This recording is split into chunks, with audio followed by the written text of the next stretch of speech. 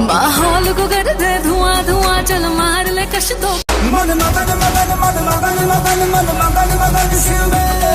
आज की इस वीडियो में हम आपको बताएंगे दबंग स्टार खेसारी लाल की इंटरनेशनल सॉन्ग से जुड़ी एक ऐसी अपडेट देने वाले हैं जिसे आप लोगों को देखकर हैरान रह जाओगे, इसीलिए वीडियो को पूरा देखिएगा। दोस्तों, अब की बार जो खेसारी लाल यादव का गाना आने वाला है भोजपुरी इंडस्ट्री में बहुत बड़ा तहलका मचाने वाला है। दबंग स्टार खेसारी लाल की इंटरनेशनल प्रोजेक्ट की काफ़ी चर्चा हो रही है, जिस गाने की शूट पिछले कई दिनों से चल रही है।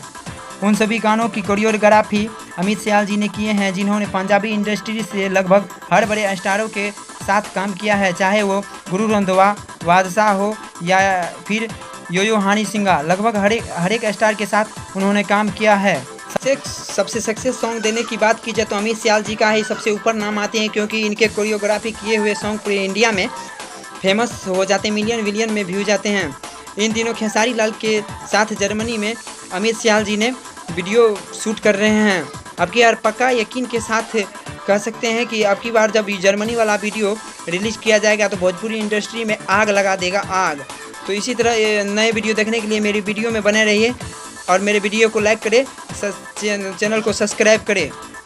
Thank you.